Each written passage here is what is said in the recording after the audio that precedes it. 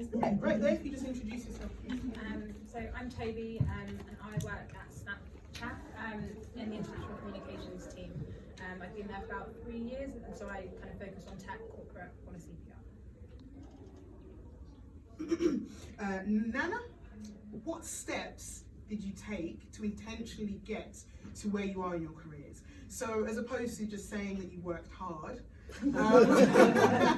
or you pulled yourself up by your bootstraps, I'd like you just to give us, kind of illustrate your career steps. And I'll start with you, Nana, when you move Yeah. Well, I was. I think I would add on, I also was not really that intentional, sorry. also part of Because for me, I never really knew what I wanted to go into, but I always knew I was very much a people person, and so when I finished my degree and I was kind of like looking at what to do, I was speaking to recruiters, and one was like, oh, you maybe could do PR, like, you seem like you could do it, and I was like, okay. And so when she started calling me with like different agencies, and I was kind of looking at them, wasn't really that like excited about it, and then she called me one day and was like, there's a job in a PR agency that isn't PR, but I think you'll really like the managing director. I just think you'll really like her. And so it was a job to be the EA to the managing director, and so I had a call with her and I really liked her, and then went in for an interview and kind of talked about the business. It was quite a small agency, and normally the EA kind of, if they're interested, go into PR eventually. But the thing I walked away from that interview feeling was like, oh, she was so impressive. Like, she'd written a book, she joined the agency when she was in her like mid-20s, worked her way up, bought it, rebranded it. Like, she was just really, really cool, but not even remotely intimidating. And I just felt like I want to be around somebody like that and learn from somebody like that. And so she really liked me as well, and I joined the agency as her EA, and then about a month in started doing kind of PR stuff as well.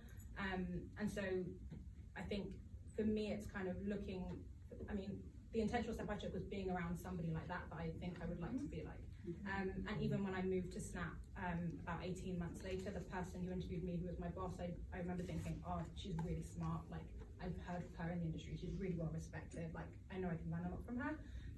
So I don't think I necessarily looked for a particular company or particular job, but I also looked for people that I could really kind of take a lot of learnings from. I love that, because I think some people are more concerned, and which is fair, with the final package, and that can be quite. And when you're just looking at the, the salary or the place, as opposed to the people you're going to be spending the majority of the time with, it can be quite a drag. So I love that. So we've had 3 very different answers so far. Okay, well done. All right, no pressure. Any question?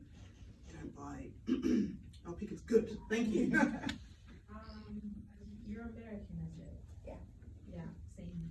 So Surrounding networking, actually, and I think a few of you touched on this.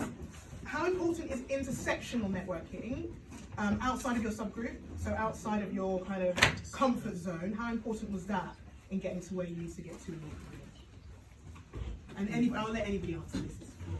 Do your homework, where you are, who you're going to be meeting in that room, and have a few things at the top of your mind that you can start a conversation. I just think in the media business anyway, it's so difficult and so challenging now, not much harder than when I was trying to get in. And I think if you've got to learn what your networking skill is and you apply it on all occasions, because ultimately when you're networking well, you might not get results straight away, but somewhere down the line somebody gets back to you and says, so and so met you at, so would you like to come in and talk about X, or we think we might have something coming up soon. So for me it's really crucial. I don't think you can be in media PR without being a networker. Go to things that interest you, and network at things that interest you, because I think, like you said, just going to like a PR event is all good and well, and like meeting journalists is all good and well, but if you go to something that's about music or about tech or just something that you care about personally, that's a really easy way to just meet people and actually make, I mean, some of the people that I've met networking are actually like my friends now. And just on, you asked about tips, I would say you just gotta get past the initial like, oh, Yeah. this is so uncomfortable. What if I don't know anyone? Like, I literally go up to people and I'm like, I don't know anyone here, so I'm gonna be your friend.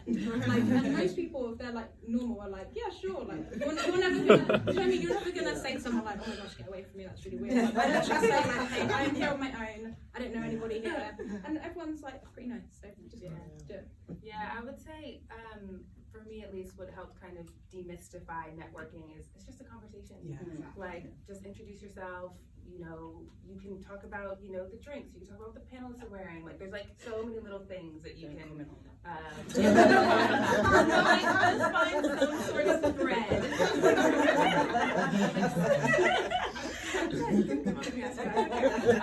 But I think it's literally just having, just like you said, a few things that you could ask about or talk about, and it really is just a conversation anchored in commonalities or a theme or something that you see, and it just doesn't have to. Kind of like, you know, with people in higher positions really want to go, but then there's also like an argument for networking across, kind of like people in a similar world, similar fields as you. What would you say your experiences are, I guess, with networking up versus networking across, and like, I guess, success rates? Yeah, I would encourage both. So again, Edelman is a massive firm. I think there's 600 of us in our office in Victoria. I'm an account director. There's maybe 100 of us across, you know, tech, health, corporate, across all of them. But every Thursday we do drinks and kind of like the lobby area, and I try to go at least once a month to just talk to people that, you know, faces that I see around the office. If I know what level they are, if I don't know what level they are. I would say, at least for me personally, I find it a lot easier to network with people who are my level. We have more in common. You know, I find that we're going through the same challenges, whereas, you know, the more senior folks, if they're there because they're so busy, you know, for me personally, it's just harder to find things to talk to them about. So I think it's, but again, I think if I'm at another event where, you know, it's outside of the office, or, you know, it's another interest that I'm aligned to, you don't even know someone's level, and they could be really senior and you don't know. So, yeah, I would say just being open to either, I guess. I would say, similarly to kind of to what you were talking about, within the office, when I first started Snap, I literally went around to like everyone I didn't know, like, hey, let's get 5 minutes, like, I'm new here. So I think just even that first step of doing that means that I know most people in our office, and when I see new people, I'm like, oh, I've never seen you before, who are you? But I appreciate that, like, depending on the size of the business, that's not always like doable. And then when it comes to networking up, I think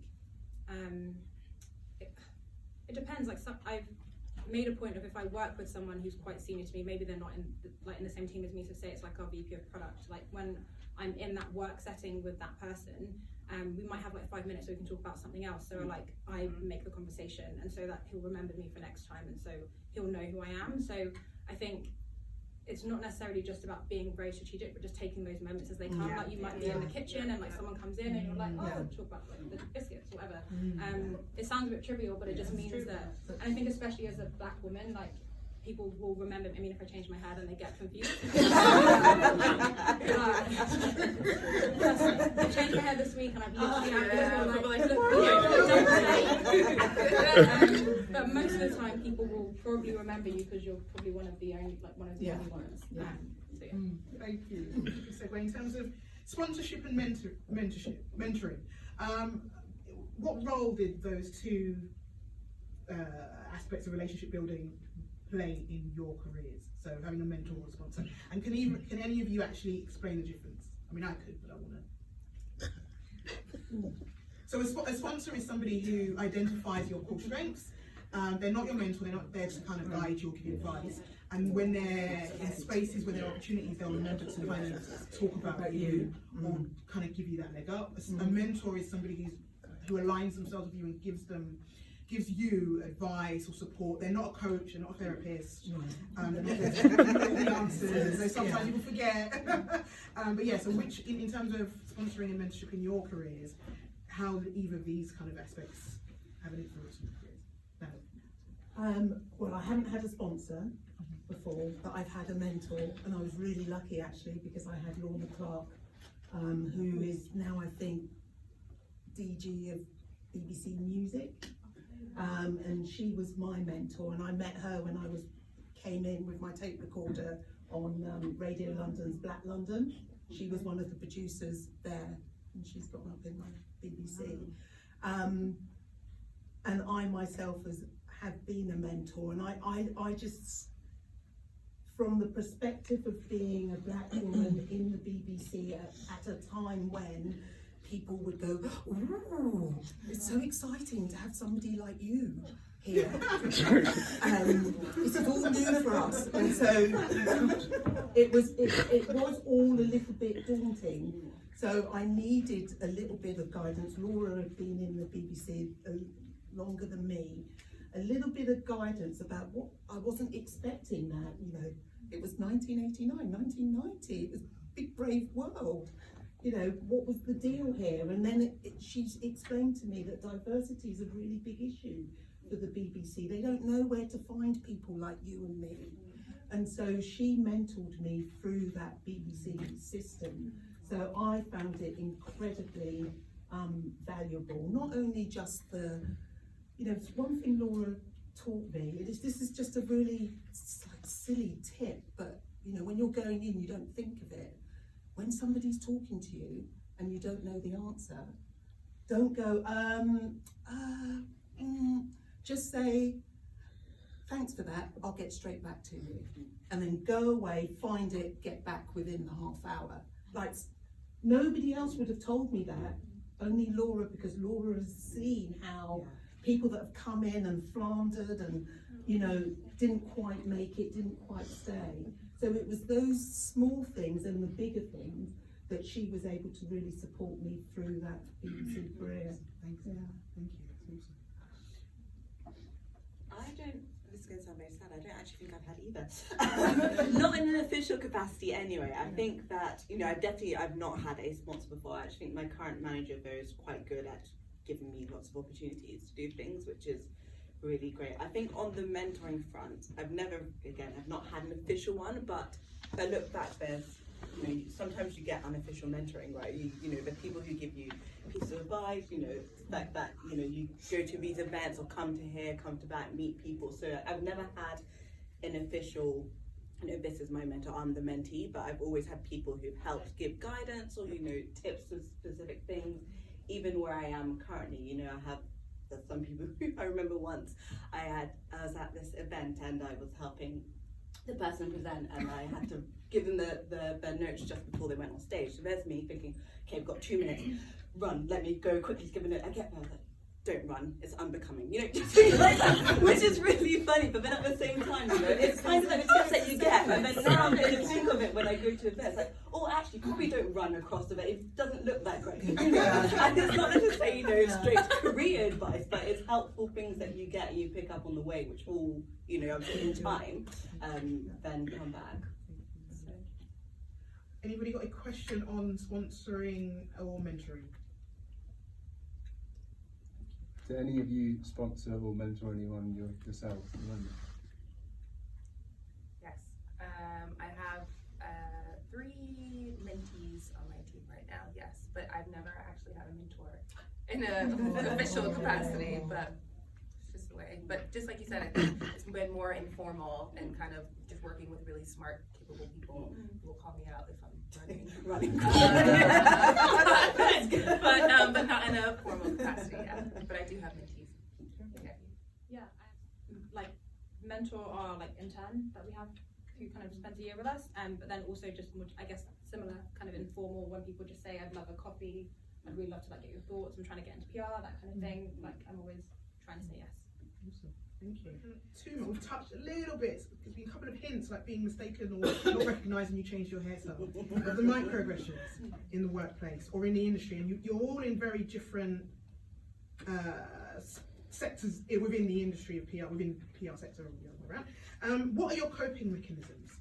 How do you deal with things when they get tough? Especially given the fact that pretty much all of you have mentioned at one point you were at one point the only black woman in the room, or the only black woman at your level in your organisation. So how do you cope with that? How do you deal with difficult conversations and microaggressions, bullying, whatever it is, racism, whatever it is in your workspaces? Love some honest answers in terms of coping in a professional capacity. I would say for me, I try and like find or like build a community.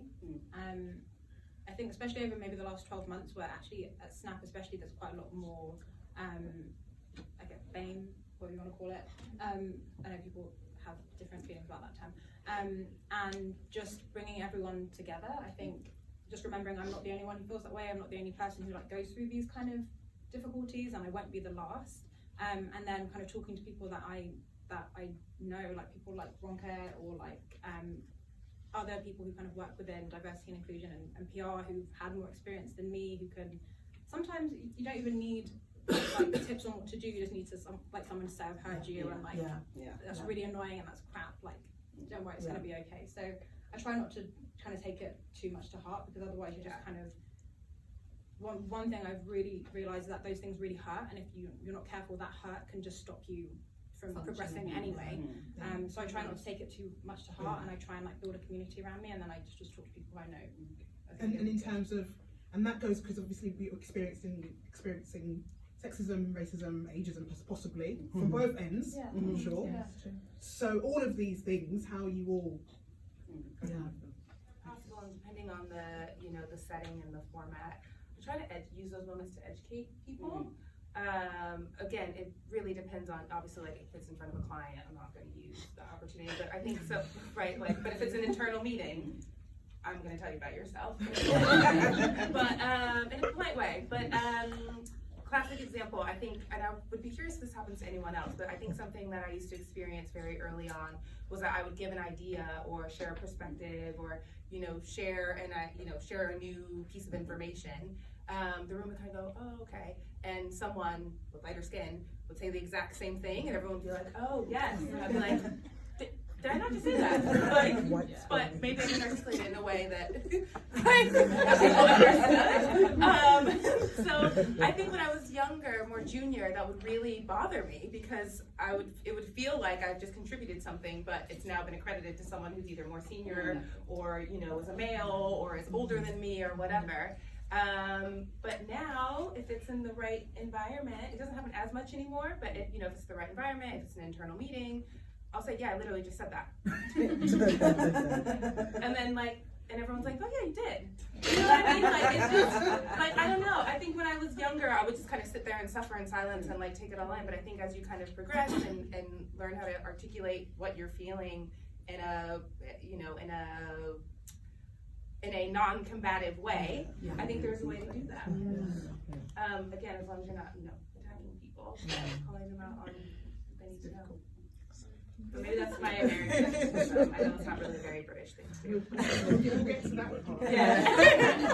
I think I've been more or less quite fortunate. I don't think I've had that many occasions where it's been overt that you can particularly pinpoint it. But I guess that's where the microaggressions come in. But then you can't really say anything because you don't know what's happened. I think the couple of, actually, when I think back to it, the few instances that I have had, I don't think I actually did anything. So I had one role where all of a sudden Sati started getting, I remember once I sent an email to clients saying, oh, just to confirm if you've done X, Y, Z, and the account director said, oh, it's a bit Sati. Well, that's, talking about moments to educate, I could have probably educated what the definition of Sati was then, but that probably would have been Sati in itself. Another thing is that I often get confused for other people.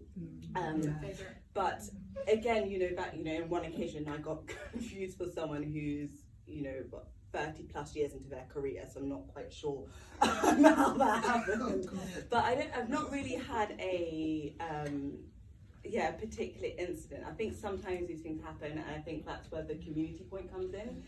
When something like someone says, an email was sassy because I asked someone to confirm, meanwhile on the same account, someone else said that I was too robotic. So I was like, am I either sassy or I don't know which. How can I be both for the same?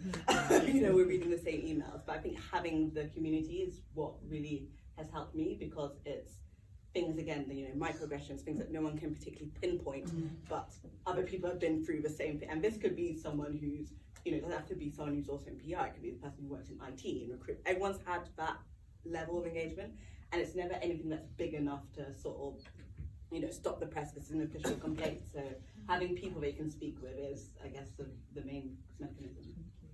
Any tips on coping with that? I have to be complete.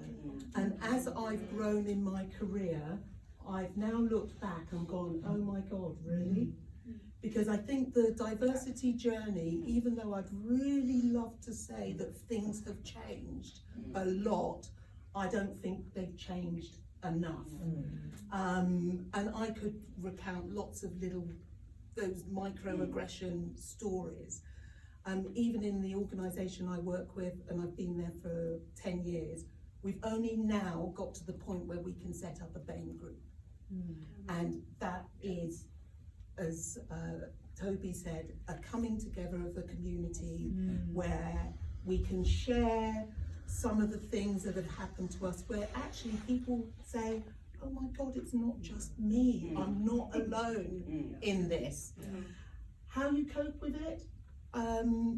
It is about being a voice in the room. Lauren, I completely agree with you. In meetings, when somebody else has just said what I have just said perfectly clearly, I always wait for them to finish and I say, yeah, exactly. So as I said, because you've got to be the voice in the room, you've got to, and that is your little calling it out by saying, you heard them, but you heard me first. So I'm going to remind you that I said it first. And it is, for me, it's about being able to do that with a sense of, what I call it is a sense of, you do it with a sense of grace. So it's not about being militant, it's not about being aggressive. And I say that because actually, the sassy comment, people have stereotyped images of who you are. And so perhaps I've spent a lot of my career desperately trying to make sure that I don't adhere to that stereotype. So I'm obsessed with time, because my first producer at the BBC said, we start at 9, but we don't do black people's time here. That's what I was told. Obsessed with time. So I have to be somewhere on time, because I don't want that immediate stereotype clicking over. Oh, black, late, always late, you know? And those are the small things that actually you suppress, because you want to get on in your career, because there's a lot of Because there's other people who are late.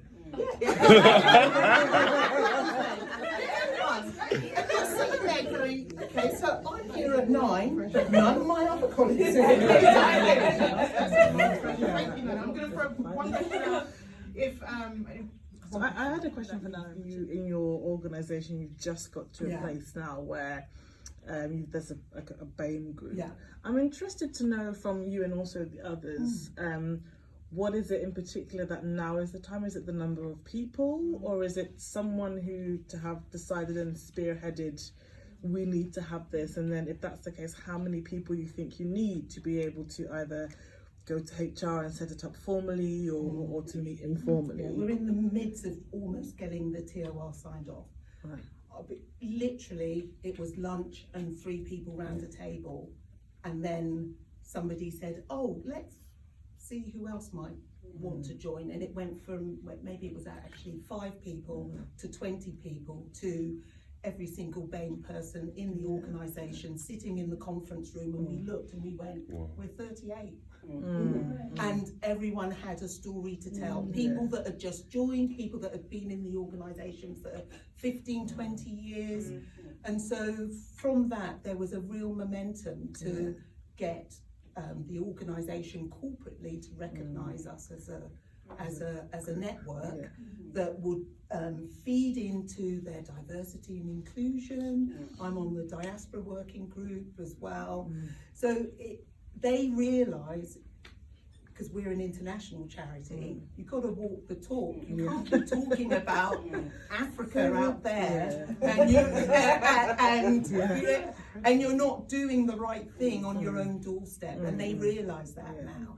And so they are really sort of super speeding up their diversity and inclusion policies, as well as officially sanctioning the BAME group. So I think that's a key thing to also just to highlight exactly what you've said now, that you don't need to wait for somebody to started or officiated, if it's many, and there'll be people who are there and not doing anything. But if you or two get together and then it just proliferates, And I think on that at McKinsey actually they have or we have these things we call affinity groups. So it could be there's an Asian network, there's LGBT network, there's a thing called McKinsey Black Network, and this is across McKinsey offices globally. And that was actually started by the lady who's now the UK managing partner, Dame Vivian Hunt, who's actually an American. She's now British, now Dame, and she's our managing partner. And she joined McKinsey in the mid-90s. And after a couple of years, like, we need a black network, and she sort of took that initiative. And now, you know, we're all over. And you know, it doesn't matter if it's consultants, it's people who are firm staff as well. And we all get to talk and we all socialize. And that was, again, she decided, you know, I'm sure there's more of a backstory to it, but, you know, she wanted this network to happen. She made her case to it, to the right people, and now we have this global network, which is part of our affinity groups. Leading on into a really juicy part of the conversation, not the other parts that are juicy, but in terms of leveling up, we're in an industry whereby, regardless of where you work actually, you know, putting yourself forward or clients forward, confidence is really important. But what I found is some comms and PR professionals aren't as confident as they could be. How do we encourage leveling up throughout our careers? And what are the recommended steps in terms of promotion within your industries? And Lauren, I know, I mean, you've mentioned being American, but there definitely is, I see it. When I was leveling up in my business career, I kind of looked to PR consultants in the USA because I found that a lot of them were unashamedly confident, especially the black women. I struggled to find black women who represented me, who were independent consultants, who were just confident and out there, you know, gregarious. But the Americans and women on the African continent, obviously, were very, very confident. So how do we kind of bring that to the UK? What are the tools? What are the tactics? How can we get that conversation in terms of promotion, becoming managing partner, whatever it is, or account director or whatever? How do we get that? And how do we kind of steal some of that American juice while still being very British? Because I know, realistically, it's just not very British to toot your own horn. I don't feel well versed enough to answer that question. I don't know. What would you guys say? So I work in an American company. And I actually learned very quickly that I just had to suck it up, frankly. I remember when I first started, it was myself and a colleague, we both started the same day, and we both didn't really come from, like, I came from tech, but not like media advertising, that kind of world. So we both had to just learn quite a lot, and we were running around doing loads, because there was two of us doing like Europe comms, and everyone was kind of like, what are they doing? Like, what are they up to? Like what are you doing? Because our US counterparts would, every piece of coverage they secured would send it around to like the whole of the team, like 5 of the VPs, like everyone and their mum. And I was sitting there being like, people don't think I do anything. I don't send it around. And so I just sucked it up. I just had to suck it up, and I had to learn. And I think kind of what you were saying about the Britishness, like, it's about finding a way to do that while still feeling like I'm not like performing. Because there are some like pieces of coverage that I don't even bother sending round, because I'm like, oh, that's not a big deal. But things that are like, I'm like, okay, everyone needs to know. I'm adding 20 people on that chain. Everyone is going to know about this today. So I think it's finding that balance of like, and watching how other people do it, and kind of taking bits from there. And the confidence piece, like my current boss is really, really very direct.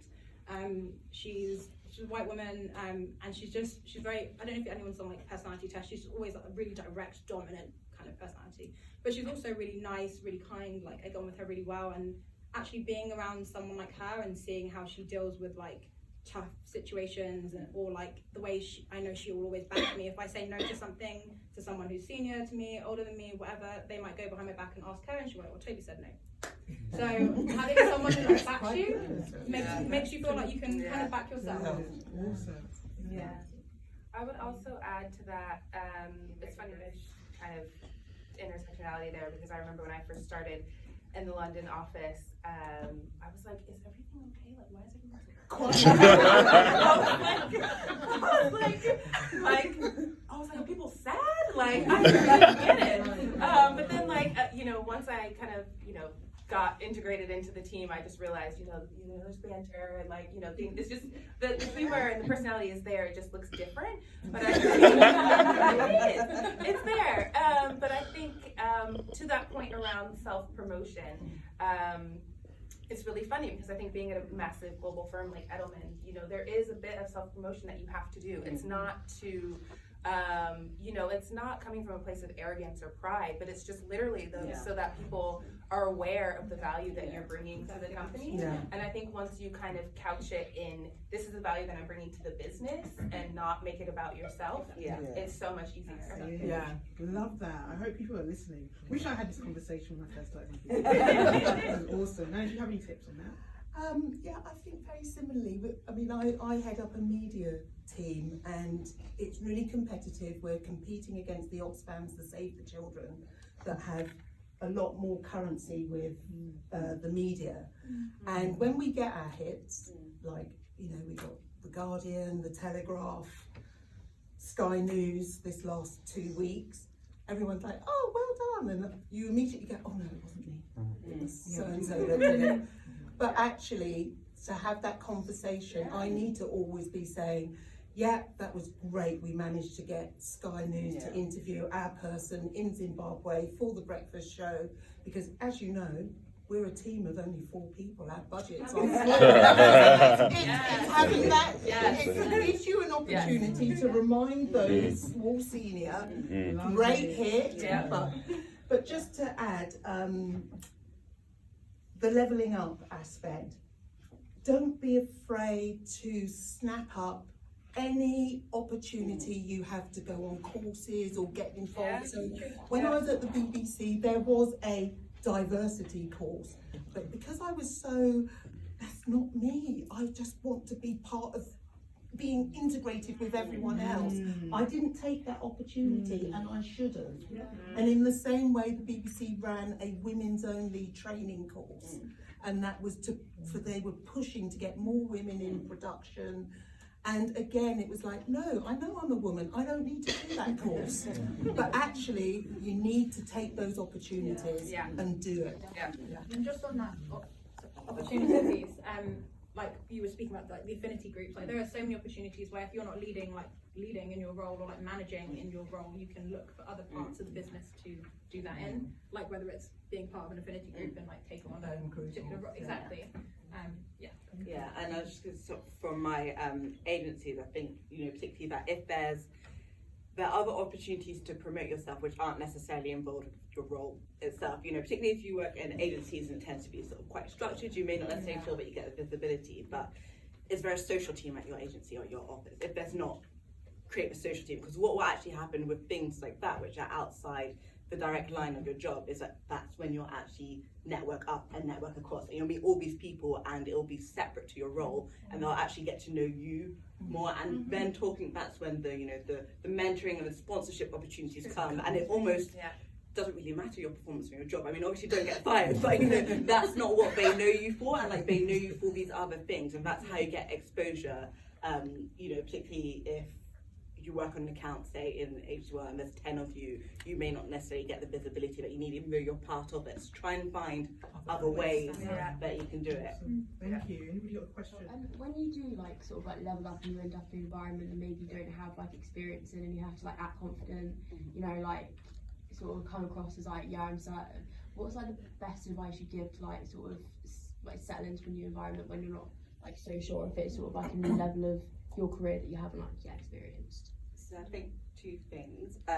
One, I would say, unless you're sure that you know what you're talking about, don't mention it. I think the second thing that I've definitely learned is you'll be surprised that most people in the room don't.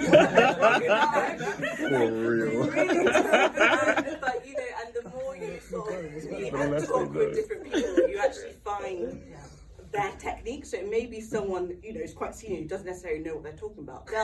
They'll repeat the question and they'll start on it, and then they'll change it to something that they know what they're talking about. So they're way obviously fine, because I've definitely had it. And particularly when some of the roles I've done, when you have exposure to more senior people, you think, oh my goodness. One, don't talk just to talk, because Yes. people, if you're the most junior person in the room, people know that you're there even if you don't necessarily say anything. But yeah, don't think that everyone knows what we're talking about, because they don't.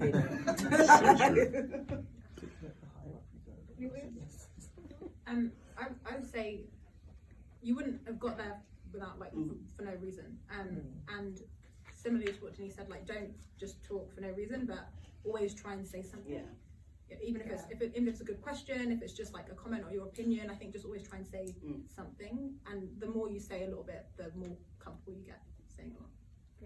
I'm going to talk about this in the industry, and I think it's really it's going to be a useful conversation, right? And one of the things that people, it feels like nobody ever wants to talk about money, salaries. I'm not going to ask you. Don't worry. Brits don't talk about money. We're going to try and we're going to at least try and address how do we negotiate in terms of salary, and how do we have those difficult conversations when we feel like, okay, we've been in a role, whether it's in-house, whether it's agency, whatever it is, how do we have those conversations when it's time to kind of get, drill down in terms of getting that salary increase? Who wants to start? I will, I'm there right now.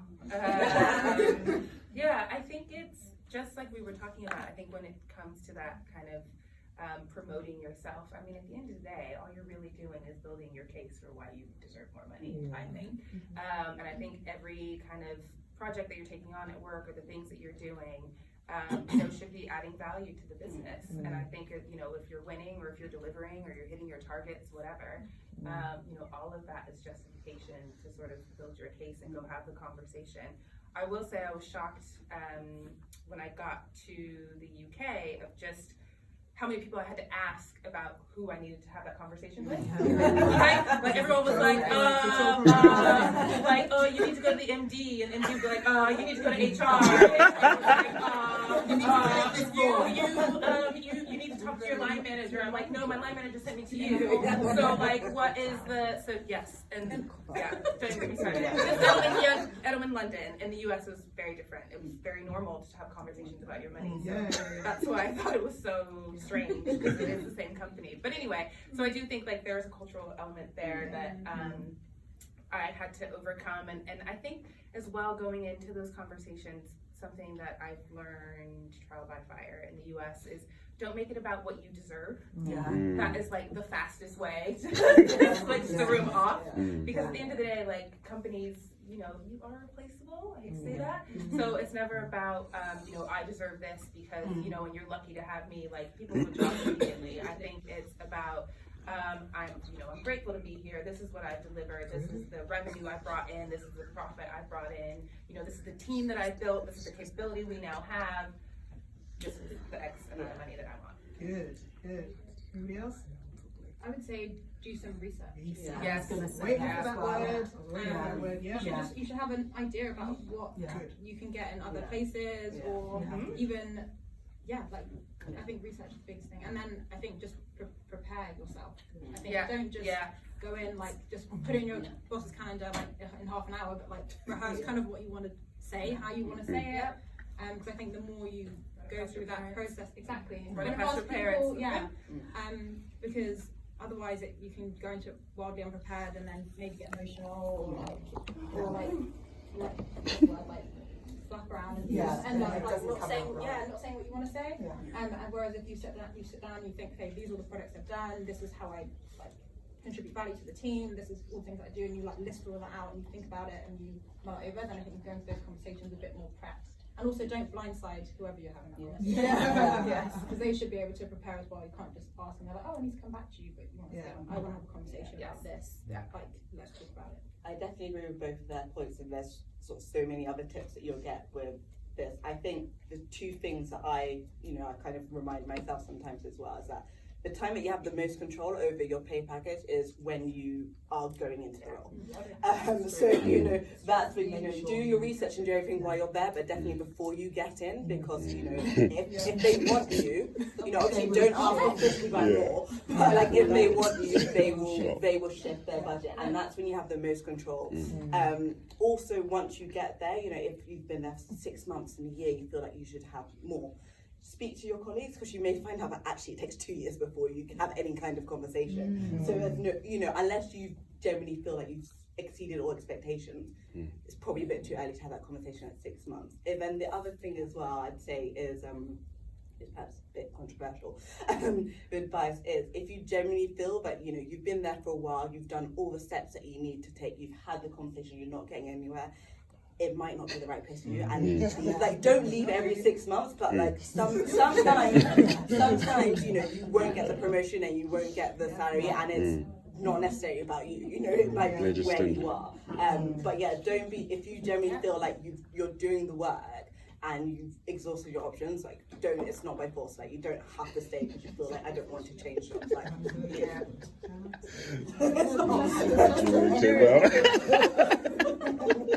Just to echo what my wonderful panelists have all said, I think the research on benchmarking what's happening outside is very important, but to also find out what's happened internally, because sometimes what you find out is somebody that is doing basically the same job as you is actually being paid more than you. So you do need to find out, has a precedent already been set, and therefore I have the right to, I don't mean the right, but I can ask for that. Absolutely. So they have to justify why they're paying you so little. Have you got a question on salary negotiations? How much? So the first one is, how do we know our worth at an entry level? So how do we know how much to expect to be paid as a first job, basically? Ask your second question as well.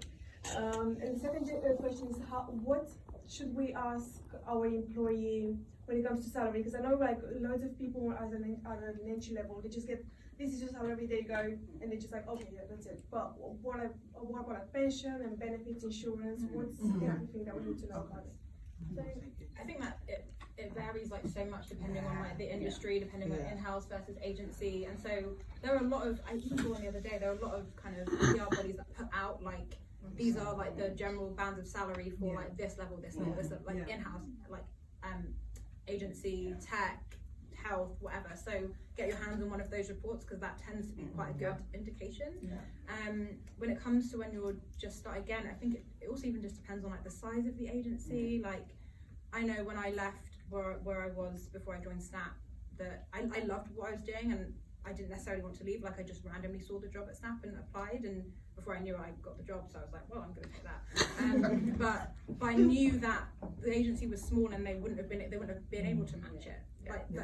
It is what it is. They wouldn't have been able to match the benefits I would have got working in tech. So I think just being realistic, if you want to go into a huge kind of global agency like an Edelman or a Weber, there's going to be a lot more structure and incremental things that you have to do, whereas in a smaller agency you might be able to ask for a bit more because the team's a bit smaller and it's a bit leaner in the way that they operate, and the hierarchy is a lot more flat. I think it's when you're starting out, it's really difficult to know how much. I think the one thing is, how much do you need to get by on, right? Because that, if you work out that you need 30k, for example, and 18 grand, you're never going to get that. So I think working out roughly how much you need for that, and I think then to Ruth's point, it really does just depend on the size of the agency and things like that. I think, fortunately enough, at least in my experience, when it's entry level roles, they don't tend to ask you your salary expectations, so then they sort of provide you with salary, and then you can have the conversation. It gets harder when you're on job 2, 3, 4, so then they ask you your expectations, and then that's when you might sell yourself short. But when it's entry level, they tend to say, this is the amount, and then you work out, is this enough? You do your research. What are my friends? That's how you ascertain. But I'll quickly go a quick overview on the best platforms to find opportunities from your experiences. Whether it's social media, headhunters, recruitment agencies, word of mouth, networking. What would you say? All of them. Has to be all of them. There's a question there. I didn't say it was a quick one. So let's kind of go back into your individual personal hashtag better than Brits. How do you use your individual personal brands to encourage others in the industry? PR is one of those industries that people, you know, parents, the old generation, most people don't know what it is. People are like, why are you going into whatever, whether it's in-house or agency, whatever. Most people are like, oh, what's that? Until that you show them how much you're earning, perhaps. So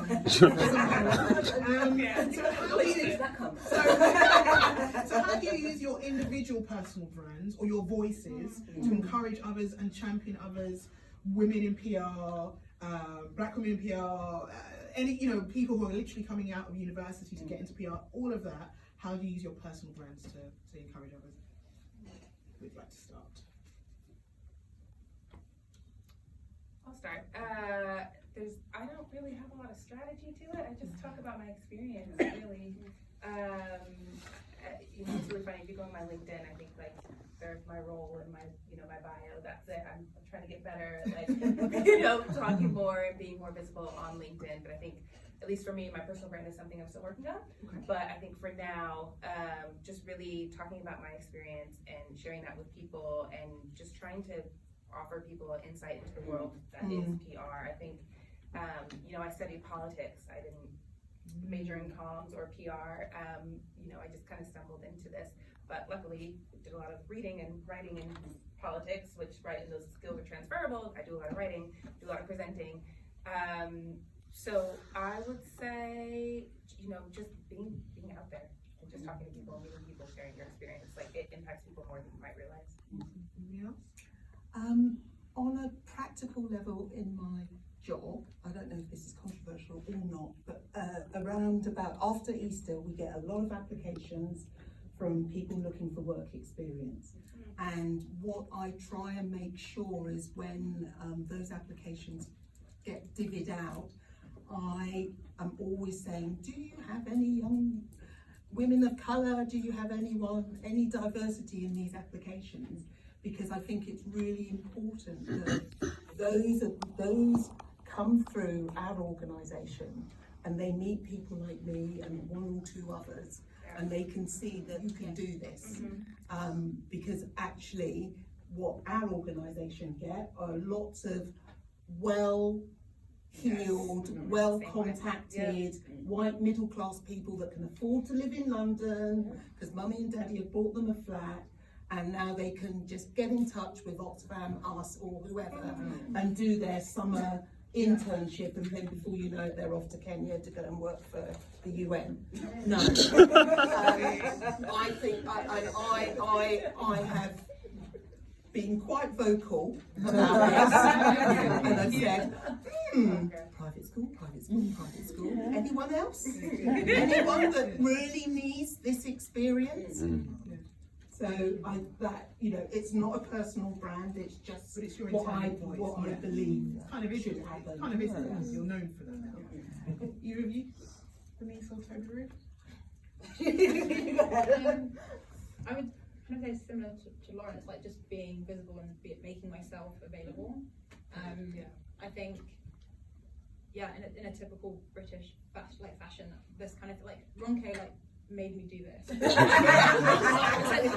Deborah made me do this. I had it my way, I wouldn't, but I've become a lot more aware that I guess we have a bit of a responsibility. And so just reminding myself of that and just making myself available and listening to the wrong kids. I'm open to meeting with people and to talking to people, but I think especially as students it can be a little bit intimidating sometimes. And I think for me personally it's a little bit hard sometimes to, I don't know, I'm thinking I'm pushing it too cheeky, like am I coming off as a little bit of a pushover, especially considering British culture and me not being from Britain. I think I'm kind of very conscious of not stepping on anybody's toes. So like, would you say it's acceptable to just kind of shoot people a message asking them for a coffee, or should you? Absolutely. Yes. Like, hell yeah. Why not?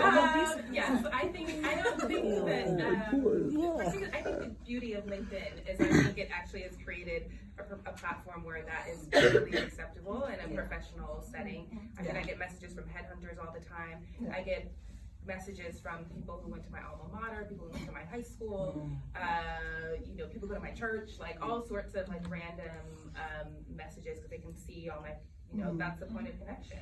And I think that, now I think like if you're sliding into DMs, maybe that's weird. LinkedIn is like fine.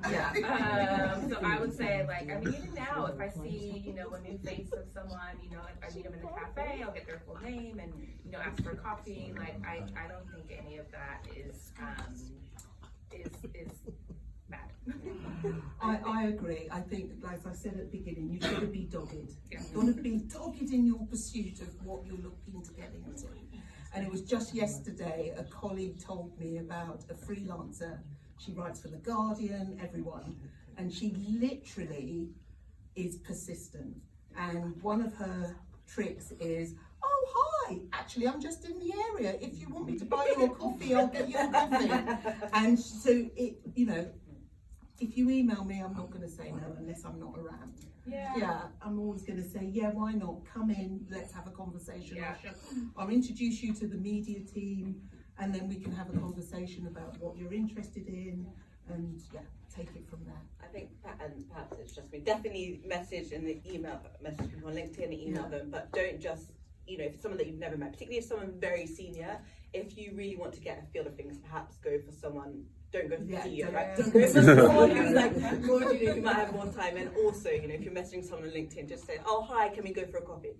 Who are you? Why? What will we talk about? What are these things, you know? And I think most people are open to meeting, you know, new people, particularly in our field, you know, we need to network, but definitely know why you're approaching that person. And let them know why. No, that's literally what I was gonna say. Like, don't just like send a blind like when I get random LinkedIn. I'm just like, who is this? Whereas if you actually say like, hi, I've been seeing what you've been doing. I really like this. Like, you know, then I'm a lot more open. Right, you know, it started with a conversation with Ronke, which then led to me being connected to, you know, a bunch of other different women before I started my dissertation, and now we're here. So we've got nothing to lose. So we're almost done. What final piece of advice? And I'll open up. We've got a few more minutes for questions after. Fine. So, what final piece of advice would you like to leave each of the members of the audience with? Is one thing that you could say in terms of just surviving and thriving in the industry? What piece of advice from your experience would you like to leave? I'll start. Don't care so much what people think. Okay. I think my career opened up so much more when I stopped caring, like, oh, you know, did I articulate that well enough, or did I write that email well enough, or was I dressed appropriately for like that client meeting, or, you know, did I ask this client the right, like, who cares? Just like, be yourself, be confident in the perspective that you bring to the room. And the other piece I would add is, I'm sure you guys all experience that, but oftentimes in corporate settings, I'm the only person of color in the room, but I'm very used to that. You know, I've been at Edelman almost 8 years, and my education background was also very white. So I'm used to that, but what I've learned over the years is, if you are the only person of color in the room, like, you need to be there. Like, they need your perspective. And so and I think, like, kind of step into that role and embrace that role and don't shrink back from it, I would say. Thank you. Nana? I couldn't agree more, Lauren. Be in the room, and actually I think today the workplace, whatever your diversity, is about being your authentic self. Just be your authentic self, because then I think you really do carry through. Thank you. Tobi, Ruth? I think for me it's like, look for environments and cultures where like you can be yourself, but also you see like there's room to grow and you can thrive there, I think.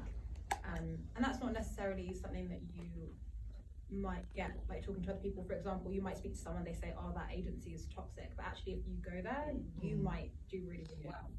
So I think don't necessarily take what people's opinions are on particular things, but also find out for yourself. But when you're interviewing, like, ask questions about the culture, ask questions about how people feel working there. Like, that's always the thing that I ask, like, do you like working there? Like, are you happy working there? Because for me that's a really important part of like bringing my full kind of self to work. So I think don't necessarily take what other people say about a particular like situation, but also just, you know, really look for an environment where you feel like you can be comfortable and you can grow and. Because it's not easy to bring your full self to work, especially when you are the only in the room. Exactly. So that can be quite tough and challenging, especially if you've not been taught that in university. Bringing yourself, your authentic self, can be quite difficult. I think. Last but not least. I think be open to opportunities as well. I think particularly in PR, and if you work in an agency, particularly there's always some small project or small thing that you may not even hear about. But be open to opportunities, and then also yes, it's kind of echoing what they say. Like do speak up if you have an opinion. Think through what you're going to say, but like if you have something to contribute, do speak up, because you have your own experiences, you have different references that other people in the room wouldn't necessarily have, and that can be from being a black woman, that could be from anything. And I think particularly in such a creative field like PR, even within corporate PR, like there's all these elements can add to things. So yeah, be open to opportunities and speak up. Thank you. We've got time for one more. I just wanted to ask if any of you guys have dealt with either anxiety or imposter syndrome, and if so, how did you deal with it? Good question. I'll ask one panelist to answer, so I can squeeze another question. Okay, you can answer that. I can maybe, so I definitely did when I went to Gabon in particular. Again, that was sort of my first PR on when I decided to go to a different continent to do it, to work, with lots of ministerial ministers. I think that, again, it sort of echoes the point that I made earlier. Everyone experiences imposter syndrome to some degree. Even you may be a CEO of FTSE 350 company who meets the CEO of a FTSE 100, right? So everyone has that level of thing. So I think it's really important to remember that you're in the room for a reason, and it may literally be your second week on the job, but you still pass through all the interview stages.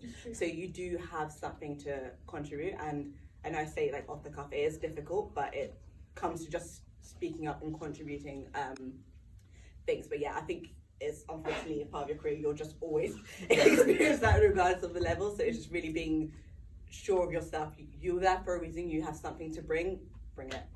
One more question. When it comes to applying for jobs, what about if you get someone wanting to move from one completely different part of the department to the other?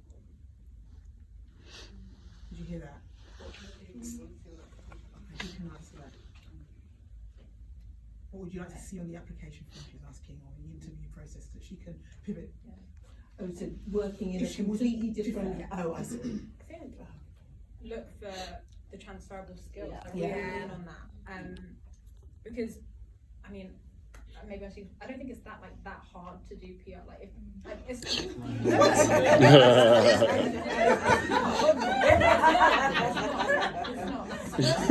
transferable skills, and that's why. No, but if you think about it, that's why journalists jump into PR. There are companies who run their own businesses that do this like that. So the skills that you need to do PR, you can find in a lot of different jobs. Absolutely. And that's. So it is hard.